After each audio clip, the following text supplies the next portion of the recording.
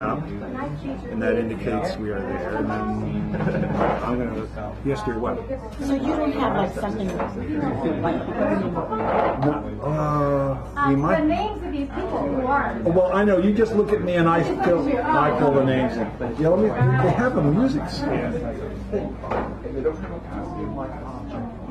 Yeah, I was just wondering because of her music. Oh, She's singing in French.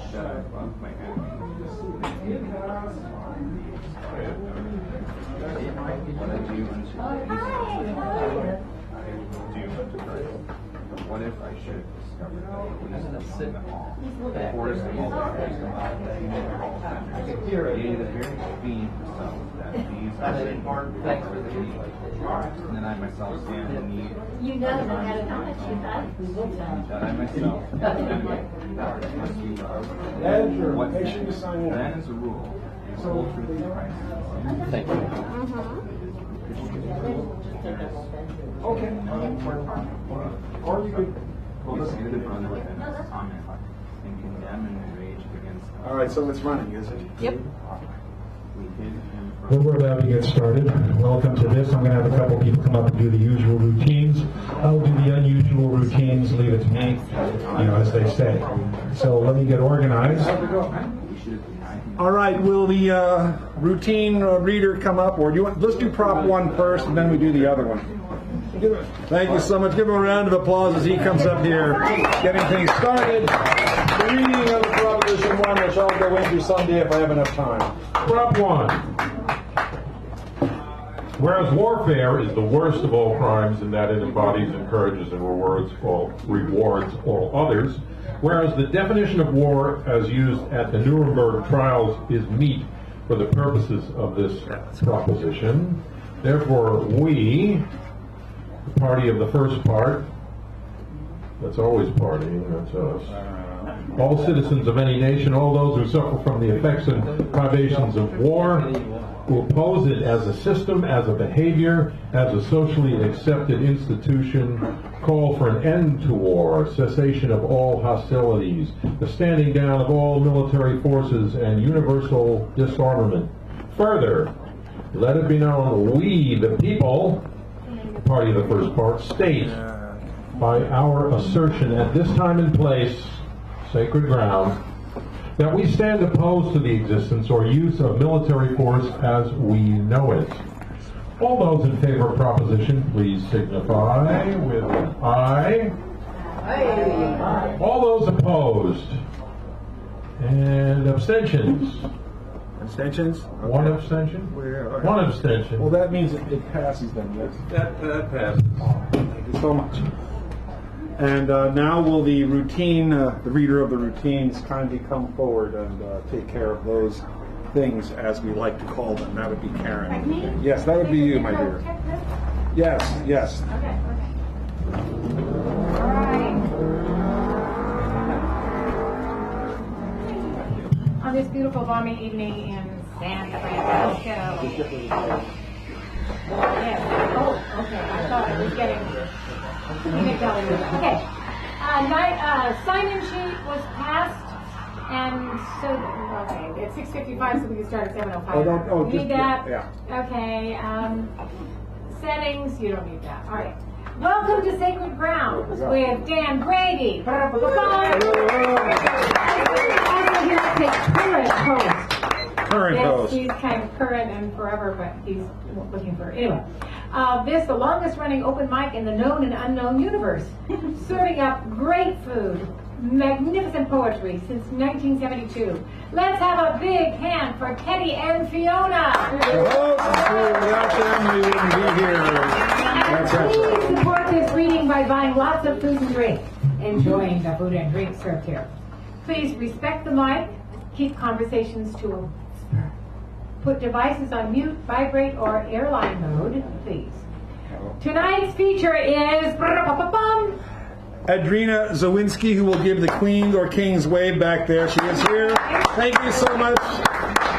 The keynote will be Brett Benson, right, where is he? Waving the hand right there. Thank you. Brett. Hey, Brett. Thank you. While the mini feature is... Now, is it going to be you? Because I have Sandra here. I know, but he did it for me. Okay, all right. So then it's Richard's. Then it's David Erdreich. David! Standing in for Richard. Whatever. David standing Him, right over there. And the last word will be... Whoever is the last word, no one decided to be the last Okay, word. whoever winds up being the last word. Please note the link. Check out Sacred Grounds. Ta-da. Okay. Streaming is handy in many ways. If you can't be here, you can view in. If you want someone to see you live, they'll be able to. If you want to hear so-and-so's poem again, well, you can. If you want to do a self-critique, no problemo. More importantly, it is a way to put out the word. I refer, says Dan, to the ongoing theme, never doubt that a small group of committed citizens can change the world. Indeed, it's the only thing that ever has, as we know, dear Margaret Mead says. Yes. Tonight's theme is... Yes, the particular theme of this evening, chosen last week by someone that I can't remember, is deep, as in not shallow, time. Deep time. I couldn't remember that. I remembered it was a nice, profound theme, but I didn't remember. Okay. Deep time. All right. So get out your pencils and do something quick. Fabulous door prizes are... I will go to the fabulous door prizes. This is Unbound, a story of snow and self-discovery by Steph Jagger, not Mick. The uses of enchantment, the meaning and importance of fairy tales, Bruno Bethlehem, just in case you didn't think there was anything in those. Sarah, a novel by J.T. Leroy, national bestseller, laughter, comical. So I've not read this. This was given to me, of course. And this is a well-regarded book, A Practical Guide to Personal Freedom, The Four Agreements, a Toltec book of wisdom, which I have read parts of, and it's someone said you should really read this book. Okay. If you like Balzac, there's your Balzac. And if you like the Hardy Boys, Volume 70, The Infinity Clue, it's right here. You've been looking for that all You've your been life. looking for that. And now, also from our feature, Adrena, we have Against Certainty. This is an anthology, very brief, but she has signed it. It is here. And then if none of those, and a picture in case you want a picture. He's on wood, knock on wood. Okay. Then the Hey. last, go ahead. Yes. Then there's the co-pilot, which Melissa is this evening. Give her a round of applause. She's sitting next to me and being patient. Thank you. Choosing next week's theme, which is what today is deep time. The mini feature, which is Mr. Erdreich over there. The last word, which is the last word, and the keynote, which we're about to see as soon as she is. Okay. All right. So who's the keynote? Oh, the keynote is Brett Benson. Brett, yes, okay. All right. Last, if you wish to record someone, please ask permission.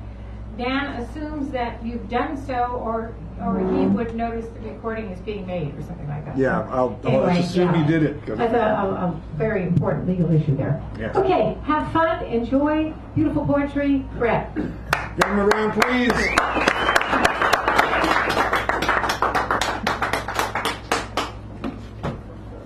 I think deep time is perfect for these two things I've chosen. I'm going to try to read them as fast as possible because they are a little wordy. The first one is Alan Watts speaking. He's quoting Carl Jung. I thought this was a great observation on seeing the evil not just in others but also in ourselves. This is, okay, so Carl Jung basically said this in a lecture and then Alan Watts dictated it on YouTube, or somebody did. People forget that even doctors have moral scruples, and that certain patients' confessions are hard even for doctors to swallow. Yet the patient does not feel himself accepted unless the very worst is accepted in him too. No one can bring this about by mere words. It comes only through reflection and through the doctor's own attitude towards himself and his own dark side. If the doctor wants to guide another, or even accompany him a step of the way, he must feel with that person's psyche. He never feels it when he passes judgment. Whether he puts his judgments into words or keeps them to himself makes not the slightest difference. To take the opposite position and to agree with the patient offhand is also no use, but is strange to him as much as condemnation. Feeling comes through unprejudiced objectivity. This sounds almost like a scientific precept, and it could be confused with a purely intellectual abstract attitude of mind. But what I mean is something quite different. It is a human quality, a kind of deep respect for the facts, for the man who suffers from them, and for the riddle of such a man's life. The truly religious person has this attitude. He knows that God has brought all sorts of strange and inconceivable things to pass, and seeks in the most curious ways to enter a man's heart. He therefore senses everything, the unseen presence of the divine will. This is what I mean when I say unprejudiced objectivity.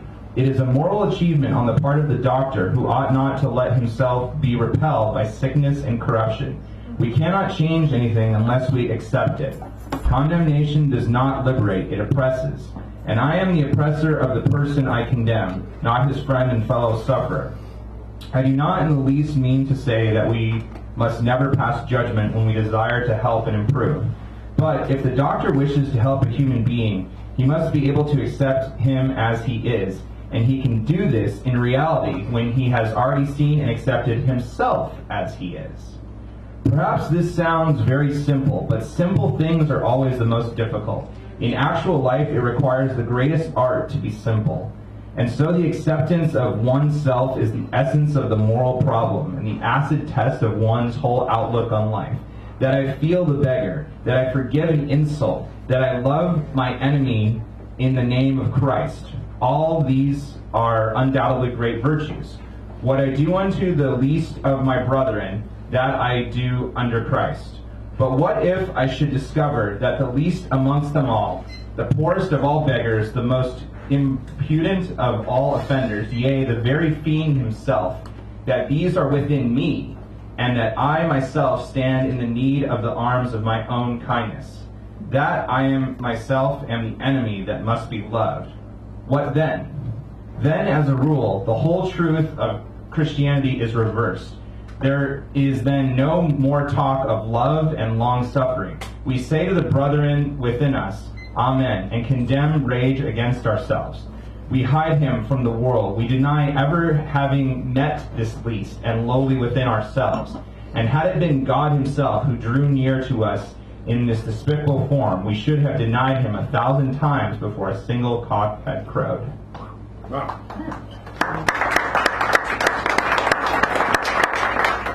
All right. And then the second one here is from Jefferson. I think it's, considering what we're dealing with right now in the country, I think this is important to keep in mind. We hold these truths to be self-evident that all people are created, should say people, are created equal. That they are endowed by their creator, or no creator, with certain unalienable rights, that among these are life, liberty, and the pursuit of happiness, that to secure these rights, governments are instituted among people, deriving their just powers from the consent of the governed. That whenever any form of government becomes destructive of those ends, it is the right of the people to alter or to abolish it, and to institute new government, laying its foundation on such principles and organizing its powers in such form as to them shall seem most likely to affect their safety and their happiness. Prudence, indeed, will dictate the governments long established should not be changed for light and transient causes, and accordingly all experience hath shewn that mankind are more disposed to suffer, while evils are sufferable, than to right themselves by abolishing the forms to which they are accustomed. But when a long train of abuses and usurpations, pursuing invariably the same object, evinces a design to reduce them under absolute despotism, it is their right, it is their duty to throw off such government and provide new guards for their future security. Thank you. Thank you. Brett Benson, the Dino. Now, I'm handing him this. This is the attributions list, and so that way he'll write on that who wrote that and when, because that way I don't have to always guess and go back and look and say Charles Hawtrey on the death aid. All right, so I'm going to read the next 5 readers so you know who they are, where they are, and why. So we have Karen Huff, Jim Fitch, Buford Bunton, Kitty, Owen, and Karen Melander Magoon before Stephanie Manning our the seventh reader. It's going to be 5 or 2. So our first person on the open is Karen. Would you kindly come forward, please? Go around. She's up here. It's been a while. The school year started. Yeah. I think Jefferson would probably have been arrested today for saying that stuff. Sounds like you want a revolution. Change, Jesus. Yeah. So, deep time, I'd just like to give you a few words from the wonderful Lebanese poet Khalil Gibran. I measure time by the movement of countless stars, and you measure time by a little machine in your pocket.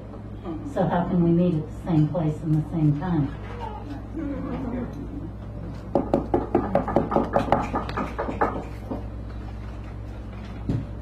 So I got one really old one from way back in college when someone assigned write a ode to a piece of fruit. I'd completely forgotten this thing, dug it up yesterday. It says ode to a red banana. Luscious, dangerous, unknown, Colombian immigrant hidden in Kogo Bay, so dope even the pink-toed tarantula hitchhiking for love of you, abandoned ship. You lie in communal intimacy with others.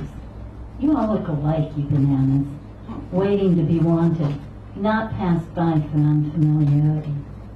Your viscous sweetness is a young rabbit's tongue caressing strawberries at dawn, like something pilfered or slightly immoral, not to be resisted, saying, please, take me home.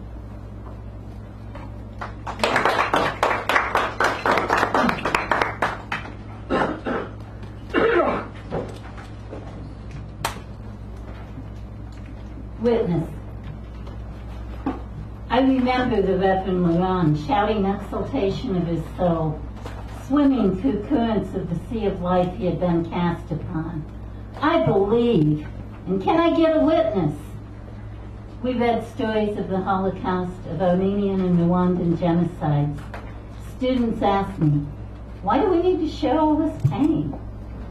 Because we cannot bury our dead. No spirit will rest without a witness. My student is shot on the street. The sea lion pup I carried up rocks and the rain dies anyway. Our leaders are insane. It becomes so hard to believe. Luran's strong voice rings out over time. All these years and miles away from 32nd Street, where my closed windows could not shut him out on Sundays. I howl at the moon in confirmation. I believe in life, in earth and sea and all that breathes. And please, please, please, can I get a witness?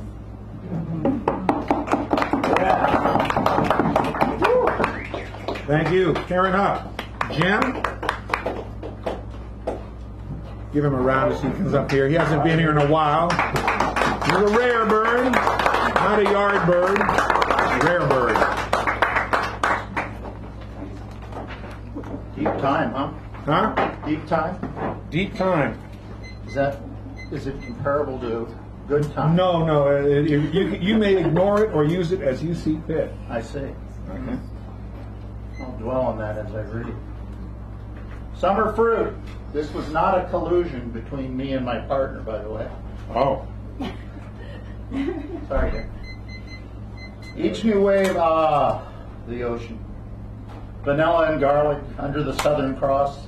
Sweet kisses under that Southern Cross. On napes of neck, on shoulders bare.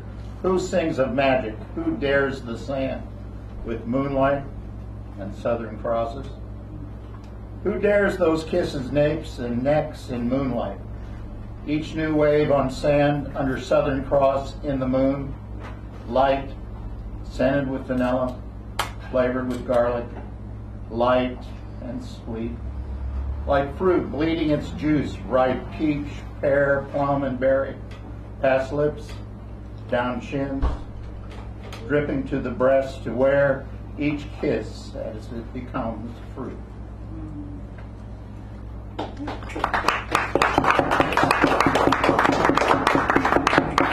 It's fun to be here, and we're lucky, all of us, to be able to express. Rules? I don't need no stinking rules. What guides a star? Who calls the shots? In the roundness of our being is joy always such a bad step? And who rings the bell? Is there other than the heart of the matter? Call me now the shape of time, but not the passage.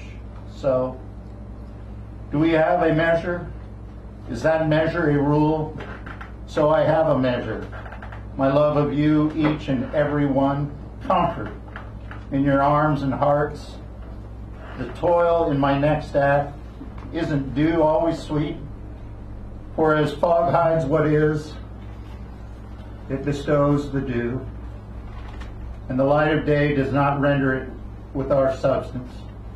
So the rules are, no dew in the midday sun, no fog that you can see through, no light with substance, no sugar without dew.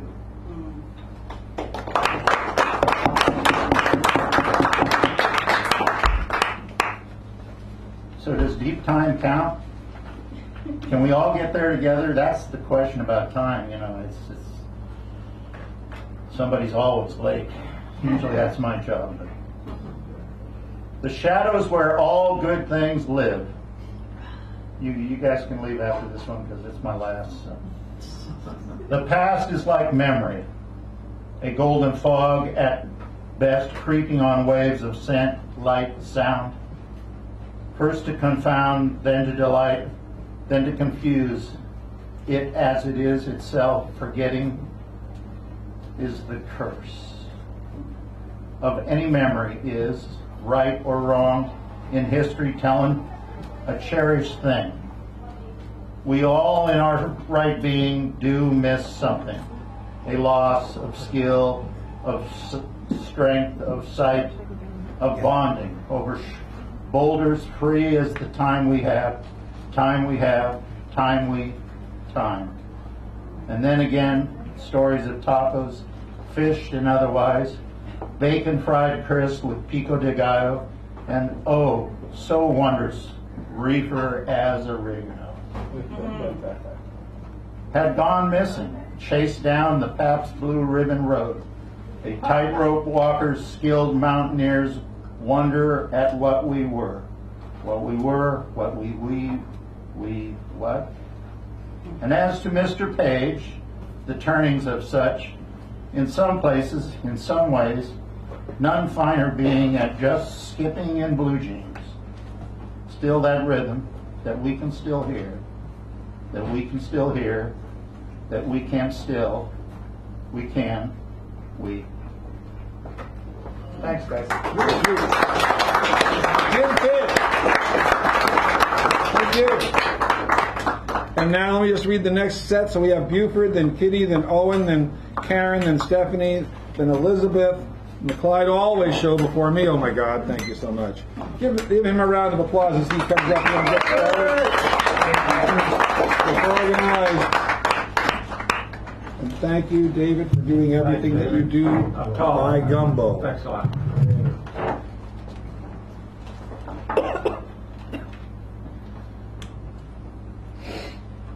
This is called Unusual.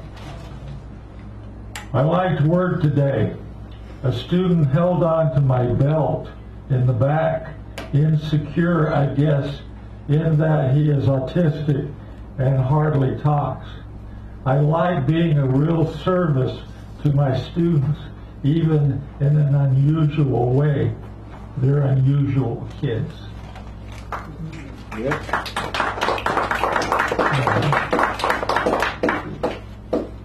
Just eggs and bread? Just eggs and bread, the nice young food server inquires at my morning breakfast place near my job. I haven't told her, or maybe I have and it hasn't sunk in. Maybe she just can't imagine it. I had a high blood pressure attack. the top number over 200, an ambulance taking me from work to Kaiser Hospital. A nice young woman doctor took care of me. I go back in 6 months for a checkup, if everything's okay between now and then. My health, my biggest concern, along with helping my students learn. Thank you. That's Cupid London, ladies and gentlemen. And Kitty, give this person a wonderful, rousing round of applause, please. And how are you? Good. Good. I'm glad. It's usually a work night for me, so it's really a treat to be able to. Well, we look forward to every word you say. Oh boy. Except for that one. So hopefully that theme of deep time is tucked in here somewhere. Without fear of the dark. How I love the insides of my eyelids, the shades that shield away the frenzied world. Soon the show begins. Never have I dozed to find the dream screen broken or empty, screenwriters on strike. Each night my old friend the dark dims the house lights with reverent hush. Then voila, I shrink to ant size, explore the craggy chambers of a small lava rock that lives on my night table. Renowned teachers who I usually get nervous and little around now seek my counsel. An old boss shows up 40 years later, no longer a tyrant, but taking me for a joyride in his slick classic Lincoln. Chased by bandits, I dive whole-bodied into a tiny sidewalk puddle and get away clean. An old poet friend makes the long, long trek from the other side just to advise, read Dylan Thomas. I fly. Not your jetliner kind of whoosh and zoom, but breaststroking with easy glide just above the tree line, something I always knew deep down I could do.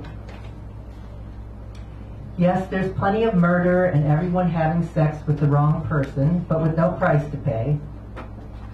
My long-dead father listens on the other end of the phone. How could I ever be afraid of the dark when it doorways me to the underworld and back without yet having to die? No Eurydice needing any Orpheus to lead her back to day. This inner sight, a gift at birth, not strived for or earned.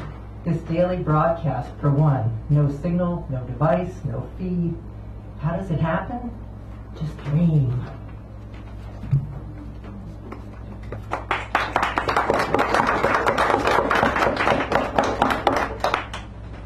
This is called being a full-on, genuine, all-the-way poet. Would I have to dye my hair purple, get all esoteric and manic and tangential, parade overly self-revealing facts in lyric litany to make everyone blush but me? Would my family roll their eyes even more than they already do? Must I quit my day job, get on SSI on the wrong side of the law, have sex willy-nilly or not at all? Should I smash my computer, write my poems on leaves in the sand, or at least refuse to own a cell phone? Would I forget to brush my teeth? Must I lose sleep because great lines just won't stop coming? Or wear way too much black eye makeup to readings, get hooked on tobacco again, seduce a priest, then repent, eat nothing but rice cakes and celery stalks, and refuse all modes of mechanized transport?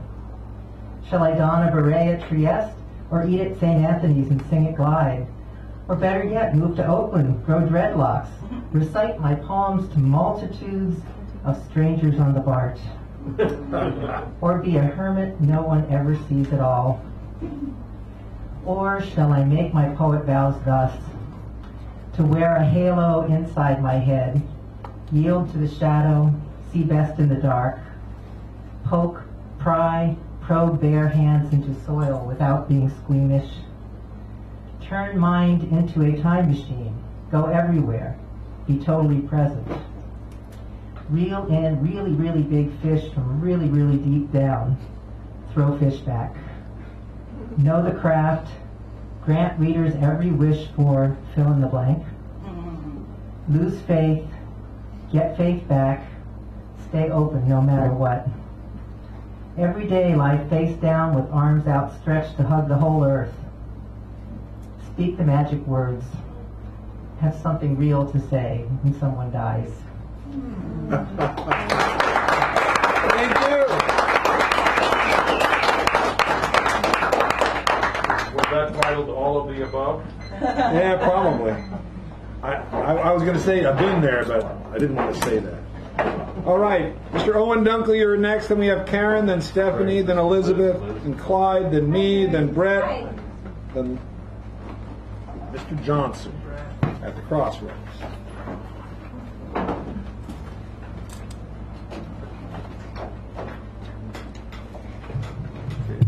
Just check that a bit. Okay. Can everybody hear me? Yes.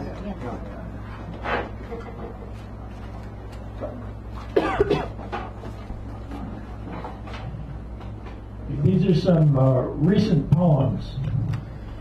Stone demigods. The sorcerer wanders over the skies. The snake hovers along the river. The hunter lets fly from a quiver of arrows. A darkening moon narrows.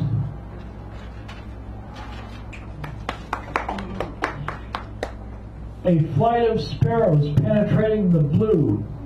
I am man in a metaphor as the day becomes one slow blanket of fog. Trieste. Trieste, the passion is dull and gentle. The notes of the Spanish guitar are exquisite and far away. No, as quiet as North Beach. Passion, the gentle hum and strum become my version of a vision and the cluster of clouds.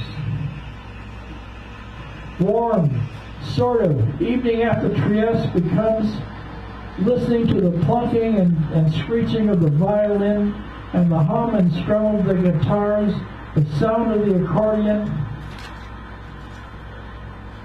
the sound of the electric night. The violin reminds me of a plaintive squeak. To a policeman poet, Mark, the postman always rings twice in the same night.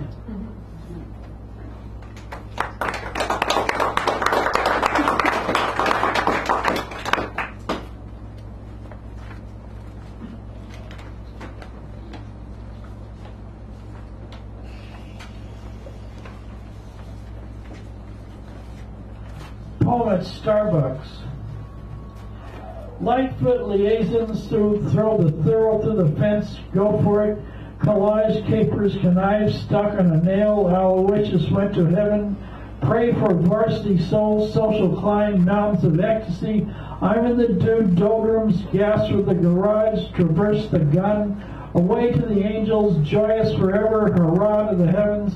My mind is as pure as a well-brought up cloud, etiquette for the masses, huzzah for Haydn, praise and pose for Punder, gas in the sky, fuzzy is my name, Marlena got down to brass tacks.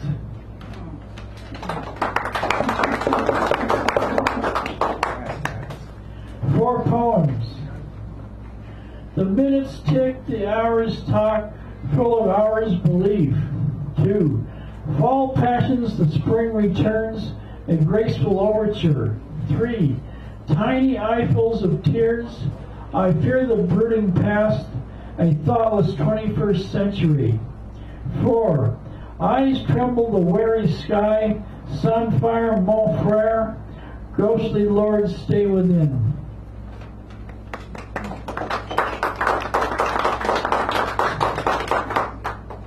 Satire, hatred can beg for his innocence. The position of the flower on the floor, sitting on a quotidian as old as the starry sky. He questions his own existence, his essence as a certain stare of innocence, as he puzzles his hatred for the honorable men he is bound and chained to, the psyche of the hard city streets, and the exiles he is exiled to.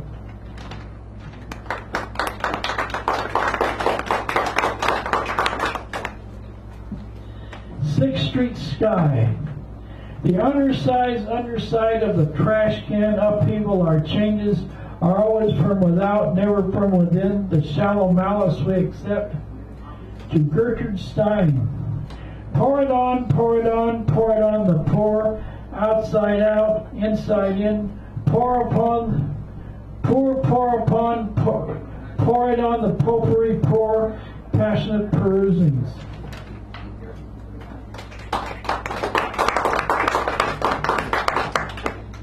On Haight Street, a rain-soaked evening, hard to feel again, Christmas lights year-round, raindrops, leaves as large as tears. Ms. Tangeron, thank you so much. Stick around, please. Ellen Dunkel, long-time attendee at Sacred Ground. All right. That brings us to, oh yeah, hi. Can you let him, Yes. oh, I gotta see who's next. I can't remember. Oh, how could I forget? Karen Lander Magoon. Kindly come forward, please. My brain doesn't work very well anymore. That's because I'm a revolutionary. Revolutionary. I'm just gonna. Thank you, Owen. And listening to the strum of the Spanish guitar at Trieste makes me think, gee, I really did get there. So, thank you. Is this okay? Is it a little low, or should it? Yeah. Okay. I can pump it up. I know you're. I can't. I fiddle with it. In the teeny. Oh, I thought you were talking about the volume, not the microphone. I'm so sorry. How silly of me to have done something like that. All right. I just finished putting together, in my own inimitable fashion, a little book called Gratitude: The Last Year of My Mother's Life. And anyway, yeah. But I did find a deep time, sort of, in it. There are a bunch of them, and this is what I ran across. So, being. There is no finish, end, no goal. We simply are. Until we then are one with all we are. The knitting sleeve and missing square, the yarn still twisting in the air, the needles hung, suspended, still. The cat's claw waits upon the sill, and time becomes another row, another thought, while cat will sit and curl her paw. The world will turn, and turning still, unraveling, raveling, time.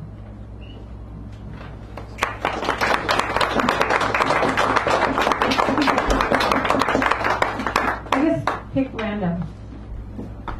Waxing spirit. My mother is smaller each time I visit.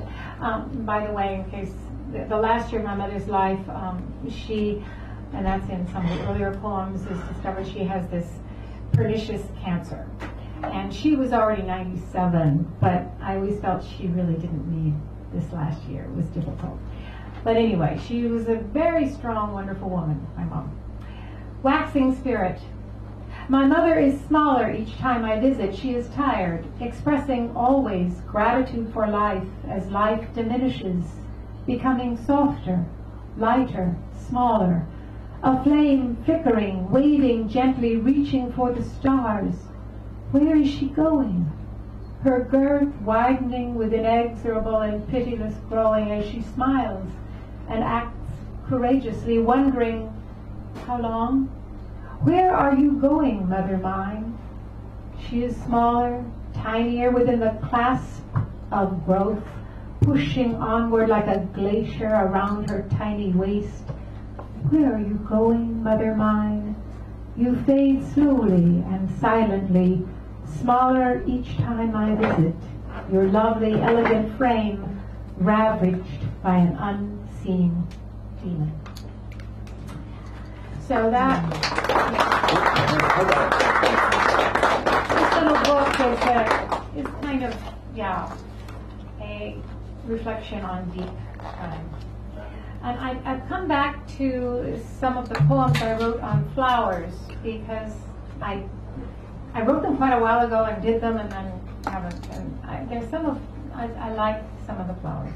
So I like flowers. This is called Violet. Violets, violate. Violet, the gentle flower, born and clothed to be victim, not perpetrator of violence, yet facing upward bravely like a purple lion, gentle face framed with petals, a lion's mane, gazing at the world with noble trust. Purple lion, pansy, viola, purple violet, so like violence or violate in the choice and sequence of letters, so close are violence and victim, violence and violet. Violence occurs at home, in gardens where violets grow, to smile upon the world in purple bliss, so unaware of boots and scissors, expecting nothing but wind and rain and sunshine, expecting love, inviolate love for violence.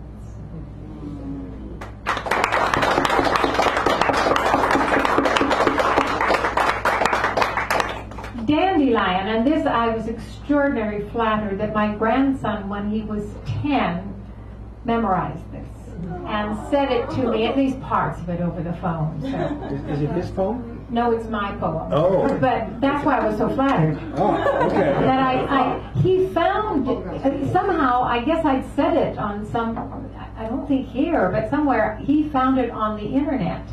He found me reciting this poem. And so he memorized it. I thought that was very flattering. You'll see it's quite a long poem. So, Dandelion, he liked the beginning of it. Not a dandelion primping his yellow hair, but a lion's tooth, Löwenzahn, a dental lion, sweeping through the garden, the lion's teeth demanding imperial passage, till every worm root beneath the garden is guarded by dandelions, their roots twining and intertwining in a perpetual war for the garden above. Tooth stems pushing upwards, embedding themselves in green mouths, shoving green buds upward, becoming green saw teeth and skinny yellow petals. Children love to rub beneath their chins, turning soft skins yellow, and when the wind turns cool, becoming parachutes of cotton silk, floating, catching everywhere, cotton teeth like cotton candy, sticky, sticking, ubiquitously flicking all their seedy eloquence, biting with soft teeth into new fecund ground, to plunge again their tongues into the garden and rise again as lion's teeth, donc de lion, dandelion. Thank you so much.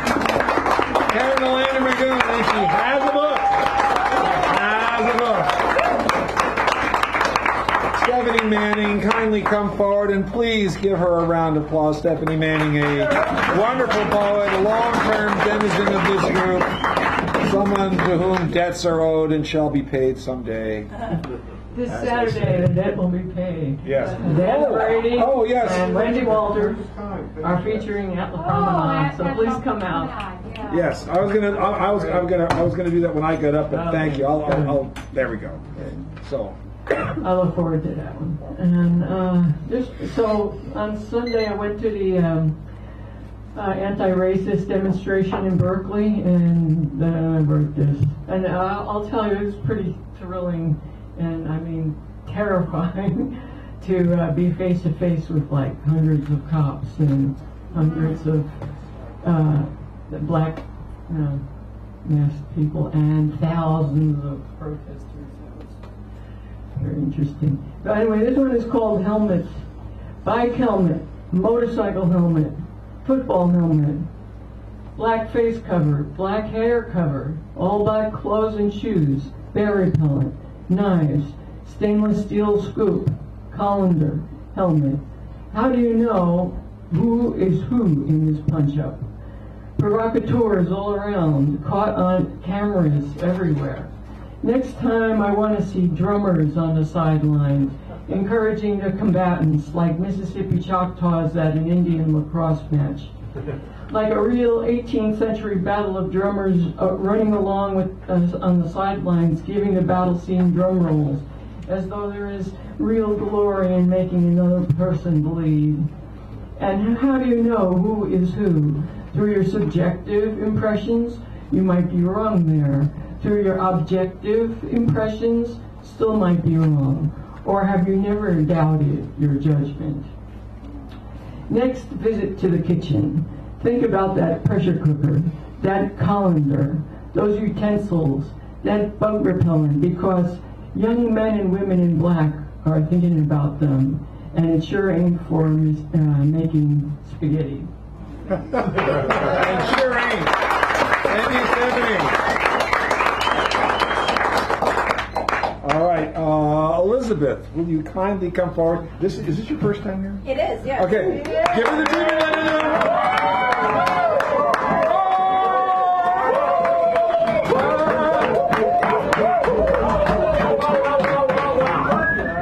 Thank you. Etc. Okay. My name is Elizabeth Alford, first time here. So therefore I will open with this poem. Hopefully this applies to the theme of deep time. Poetry is a verb. This is inspired by a quote by Jane Hirschfield. Poetry is a verb, not a noun. Poetry is a verb.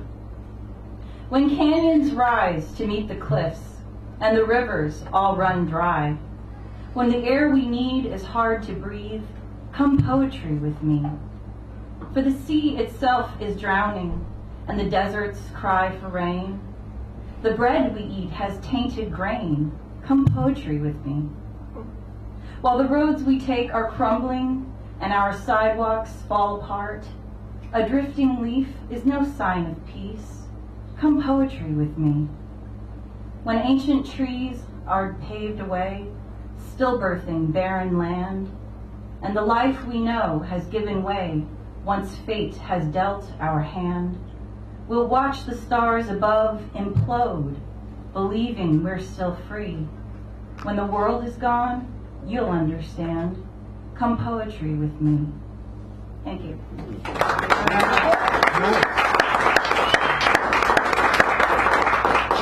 And I got one more here. This is an imitation of Pablo Neruda's Ode to a Large Tuna in the Market. Translator Robin Robertson. Mine is called Ode to Donuts. Here, inside the pastry case, are confections born from batter, fried in boiling oil, and glazed, now lying in front of me, hot.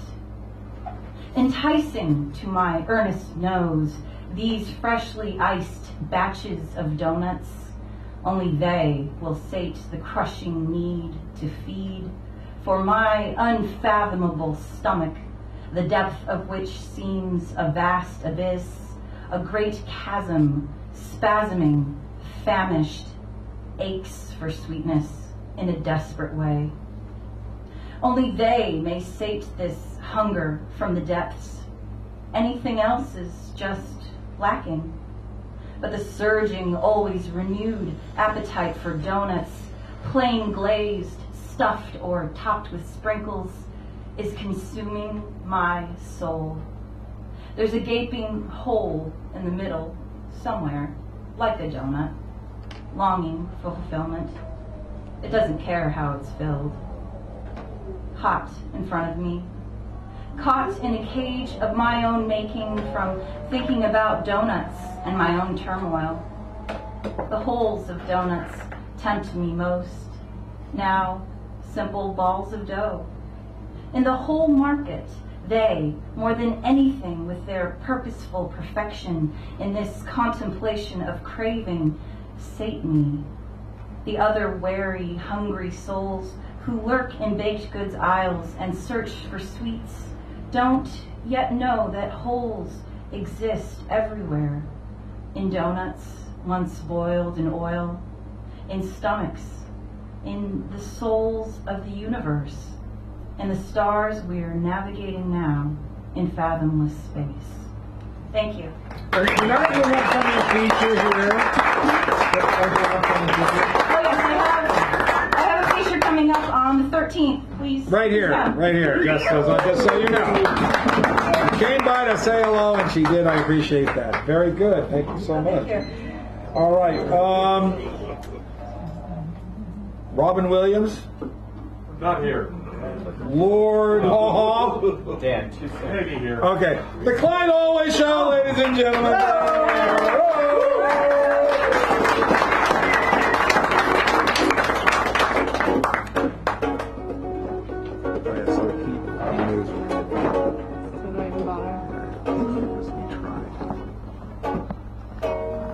Ladies and gentlemen, boys and girls, come on, step right up, folks. Go and grab yourself a front row seat before the dawn of the golden pass. You don't want to miss this? It's time for another exciting installment of the Clyde Always Show with me. You're always clever, always handsome, always charming host Clyde. Always, and I ain't no common carnival barker, right? No. The Bard Of the Lower East. And this is a rip-roaring tale from the deep blue sea. I think we got time for it. Entitled, The Tale of Stella and the Frat Boy. Once upon a time, in a rip-roaring party town set by the sea, there lived a stunningly beautiful siren named Stella. Stella had shimmering sapphire eyes and shapely long legs and soft flimsy skirts, and her armpit she never would shave, though she would shave her head down one side. She lived in a battered and clunky Westphalia van with an old mandolin and an overfed goldfish named Fatty, who was never content with a sprinkle of goldfish flakes, but instead had developed a rather insatiable appetite for human flesh. Now it so happens that one sweltering April afternoon, Stella had parked her van on the beach, positioned between the frozen margarita stand and the Tiki Torch Emporium, and there she sang out some notes while strumming away on the old mandolin, emitting out over the scene of sunbathers and surf waders the most bewitching and eerie music, loud enough even to drown out the incessant robotic donkey braying coming from the dubstep DJ booth. Anyway, right away a small crowd of funnel-clutching frat boys all gathered around Stella, swaying in their saggy board shorts and grinning and chuckling and flexing the pecs at her. "Hey, boys," Stella sang out at them with a tangy rasp in a voice, to which they all replied in unison, "Spring break, bro! Woo!" She beckoned one husky and meaty, shaggy blonde surf jock into the van and shut the door quickly behind him and looked on in grisly delight as Fatty devoured the boy in a single gulp and swallowed his heart. She then poked her head out the window and called out a coy and sinister, "Oh, who's next?" So the bros, they fought like wild dogs to the front of that line, all pushing and shoving and punching and biting each other until the strongest amongst them had elbowed his way right into the jaws of the goldfish before he could even say, "Dude, what the fuck?" And so it went, one after the other, until Fatty was so engorged he shattered his fishbowl and flopped out onto the floor, straining his gills and coughing up puka shell necklaces. Only a single frat boy remained, so Stella tried luring him in with a wink from her eye and a pucker from her lips, but he stood there frustratingly motionless, just stroking his flawless washboard six-pack, when suddenly there came from the beach full of revelers a giant collective blood-curdling scream, "Ah!" as a tsunami rose way in the distance, and out from the depths of the ocean came the stark silhouette of a horrible, hideous, tentacled sea monster. Stella eyed the frat boy in the midst of this chaos, but he showed not even a single sign of panic. In fact, he snapped his fingers twice, manifesting out of thin air a heavy and hefty golden trident crusty with rubies and pearls, and then, with a few clever flicks of his wrist, he used it to cut the roof off the van like it was a can of sardines. And then Stella looked on in horror as poor Fatty was gutted alive, releasing the hordes of spring break party bros who all ran for the hills, shrieking like 10-year-old girls. And then the frat boy tossed the carcass of Fatty right over his shoulder, and the monster gobbled it up like sashimi. And then the sea fell calm, and the monster retreated back into the deep. And Stella grumbled miserably at the sight of her now mangled Westphalia van, until this seafaring demigod of a frat boy whistled a shrill, summoning out of the foamy surf a chariot drawn by two winged seahorses, which swept Stella and himself off of their feet and into the air and out over the choppy blue waves.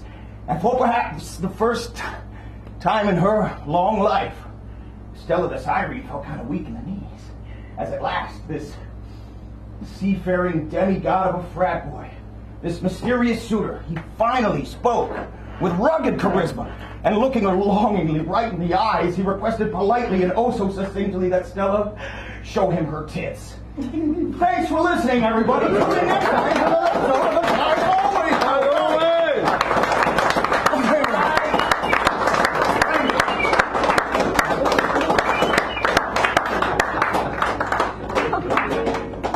Thank you. Thank you. See, I have to follow that.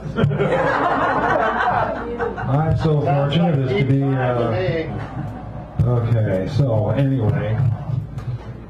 So, yes, this coming Saturday I'll be at La Promenade with Wendy, and we're both going to be the features there, so come on by. Not to hear the kind of thing I'm about to read tonight, because that might turn your stomach. Actually, there's a chance there, so I'm not being responsible. And as regard that, I'm going to ask someone to pick the letter A, B, or C. See? C, okay, good. That avoids that one. Okay, which one is that? All right. Okay, all right. I said A, B, or C because. All right. But first, the introductory poem. This is something Donald Trump will never say. I apologize. Okay. It begins with that. Called Mea Culpa. People know Latin, know Mea Culpa. Okay, see him on the bottom. Anyway, so this is a piece in progress, so you'll see and you'll get it, but I want to improve it stuff. I apologize for being who I am.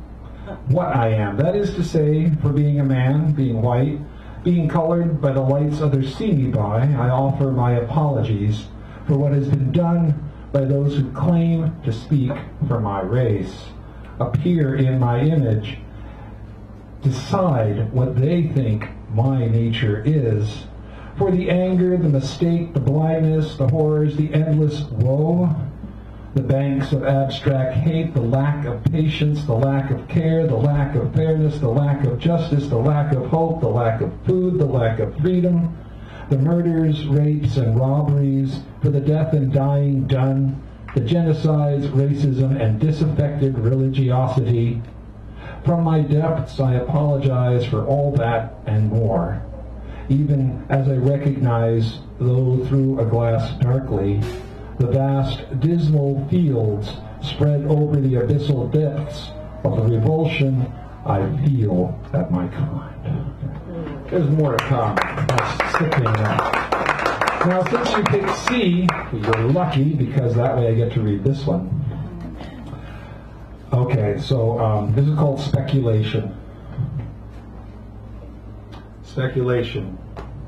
Here is my good left foot, naked, at rest upon an irregular piece of gray flagstone, which, juxtaposed with the others, form the circular flooring of this outdoor space, bordered by a low adobe wall plastered white.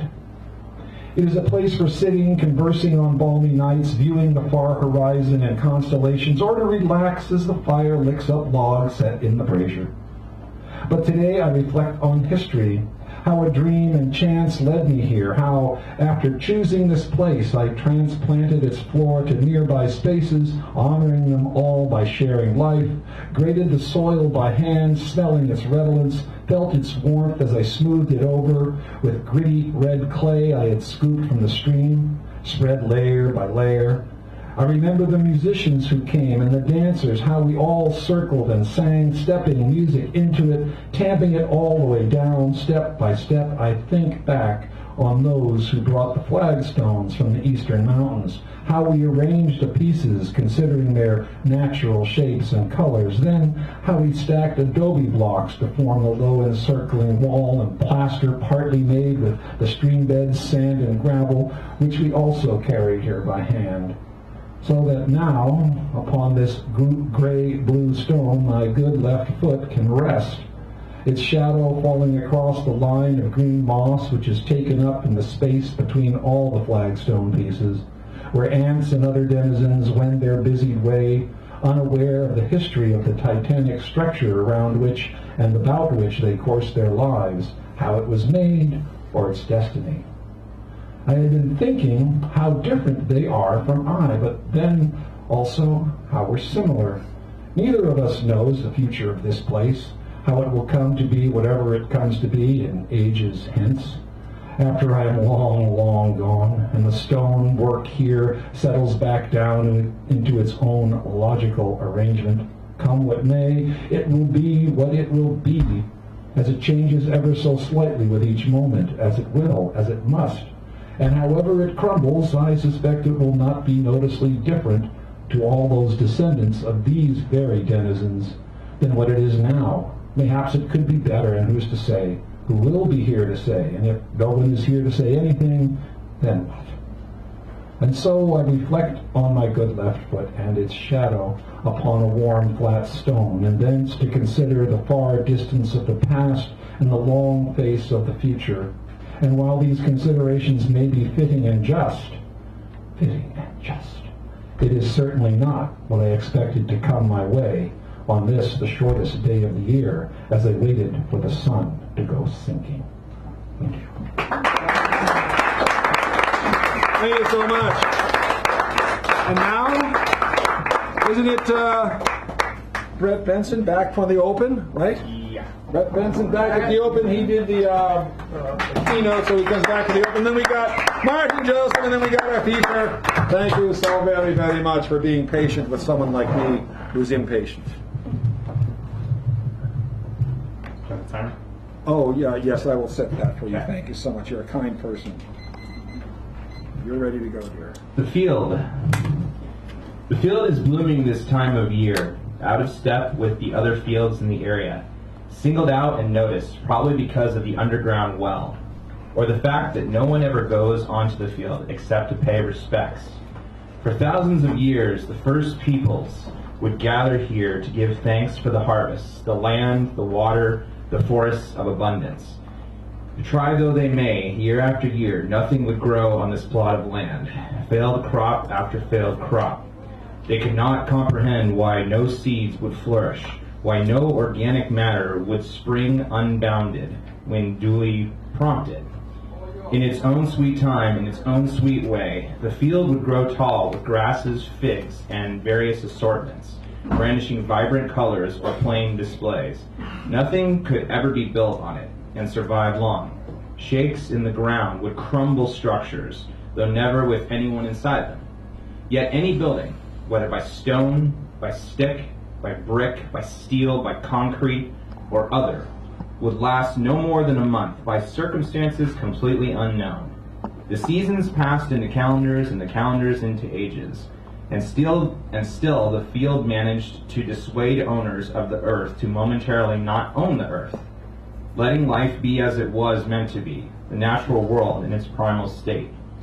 These days, children walk by the field on the way to school, sometimes wandering off course and wishing to run through the fresh-scented blades. But their friends who know don't let them wander for long, as many a child have stepped into the green oasis and nearly abandoned their urban lifestyles to run with the green bursts. One taste of nature and the heart is often struck by chords they never knew existed. Surrounded constantly by tall, imposing encroachments made by hand, a sense of entrapment in the concrete jungles of today. Our friend, the Greenfield, has seen many projects pass by, keeping calm in the storm of consumerism. We were made mad by the idols and deities who demanded worship and gave temporary sanity in return. A bad investment by any sane person watching from the outside. Outside? Outside? We are outside. Yet why do we feel drowned by modern standards?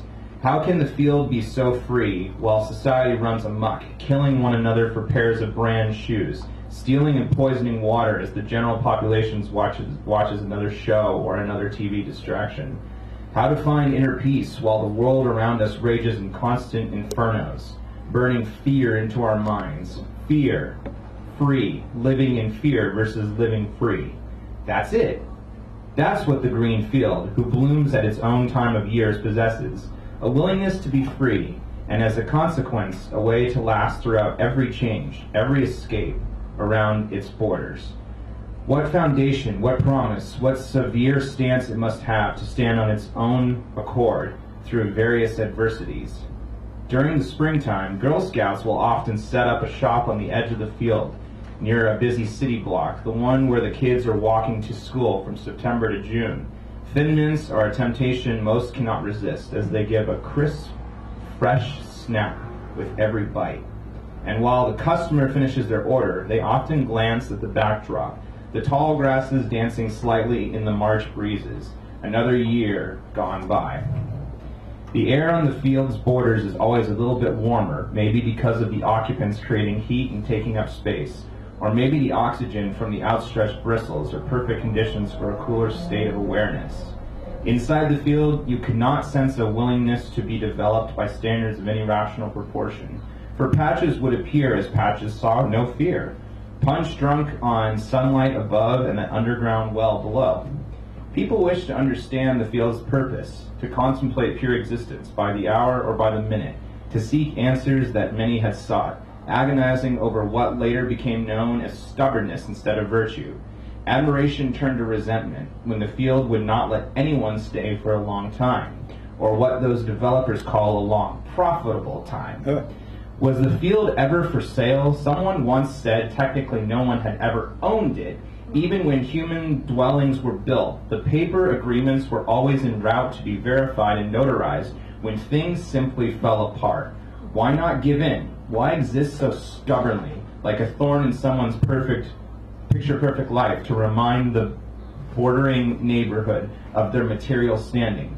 Who was the field in order of standings?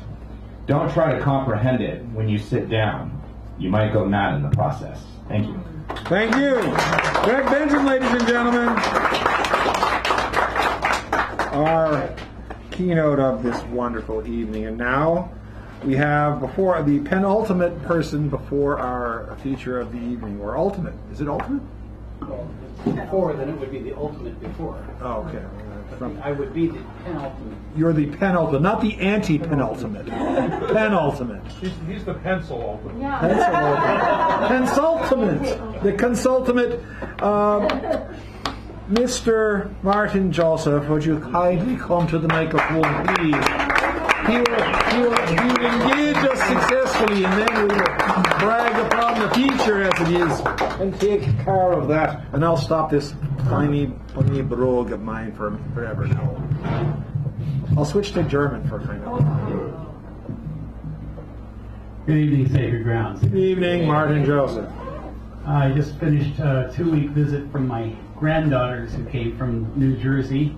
The older one, Molly, has read here, and she's only 10 years old. The younger one, Patty, is 3, so I read to her. And the book that I read to her among them was The Little Engine That Could. Are you guys familiar with The Little Engine? Oh, yes, The Little Engine. I think I am. I read her that book, and I said, I thought to myself, we need this kind of a story for us.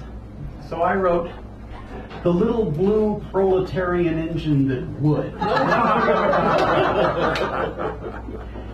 There must be jobs on the other side of that mountain, said the clown to the toy soldier, if we can just get to them.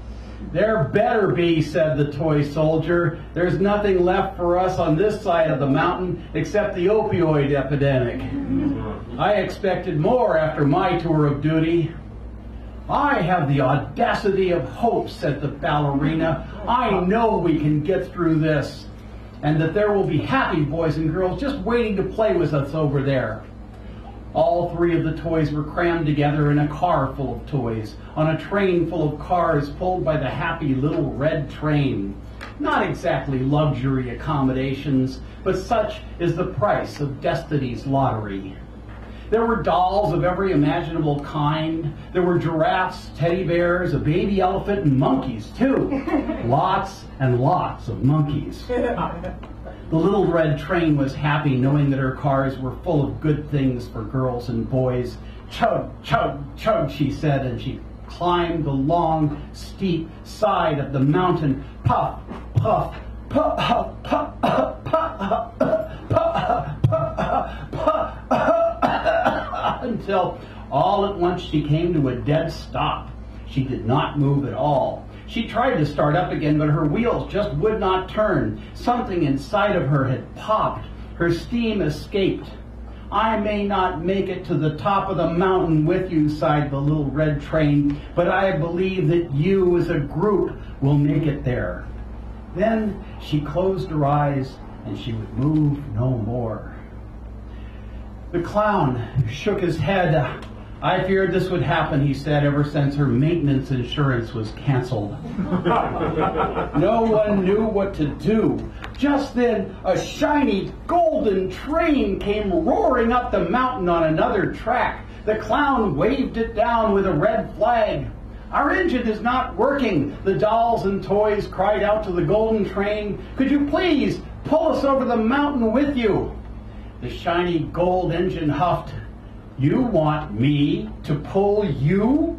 I could do that, but I won't. This is not what I do. I pull the people who can afford me. They sit in cars with nice big seats and look out the big windows of the fine dining car, and they can even sleep and do whatever they do in their own sleeping cars. With a steamy huff, the shiny gold engine left the dolls and toys behind. The clown thought that he recognized some of his fellow clowns from a previous clown college, mostly the ones who didn't graduate inside the golden engine. And the clown called out, "Here comes another engine, a big, strong, metallic black one. Maybe he will help us." The clown flagged down the big black engine and explained the situation. "I could do that," said the big engine, "but I won't. I pull cars full of heavy logs and other things to generate profits for the people in the golden engine. I have no time for the likes of you." And away puffed the big metallic black engine without another word. By this time, the dolls and the toys and even the clown were ready to cry. Then the clown's face suddenly brightened as he saw a little blue engine climbing up the hill to them. "Maybe this engine will help us," the clown said. The little blue proletarian engine saw the clown with red flags and stopped at once. "Please help us," they all cried. "Please pull us over the mountain." "Oh, my," said the little blue engine. "I'm not very big. I just work in the yards. I've never even been over the mountain." The little blue engine looked out at the faces of all those who just wanted to make other people happy. He puffed up his smokestack and said, "I'm willing to try." With everyone pushing together, the little blue proletarian engine began to pull. Puff, puff, puff, chug, chug, chug. The little blue engine strained with all he had. "I think I can. I think I can. I think I can," he repeated. At first, there was no progress. And then all of the toys and dolls began to say it together as they too pushed with all of their might. The little blue engine changed his chant to, "I think we can. I think we can. Yes, I think we can if we all say it and do it together." The little blue proletarian engine turned to all the dolls and toys and said, "Say it with me, please. Yes, we can. Yes, we can. Yes, we can." And from the multicolored car that was occupied by Dora and her friends, he heard many voices shout out, "Sí, se puede! Sí, se puede! Sí, se puede! Un pueblo unido jamás será vencido!" And still, it was not enough. So the little blue proletarian engine turned to all the proletarians in the poetry audience and said, "Say it with me, people! Yes, we can! Yes, we can! Yes, we can! Yes, we can! Sí se puede! Sí se puede! Sí se puede! Sí se puede! And the little blue engine and all of its inhabitants began to move up the mountain. Yay! Very slowly at first, and then faster and faster, and the dolls and the toys began to cheer all the way up the mountain. At the top of the mountain, the clown told the little blue proletarian engine, "I don't think we could have made it up here without you." The little blue proletarian engine slowly released a little steam. "The truth is," he said, "I don't think I would have made it here without you either." None of them really knew what lay ahead on the other side of the mountain. They only knew that with faith in themselves and now in each other, they were finally ready to handle it. Thank you.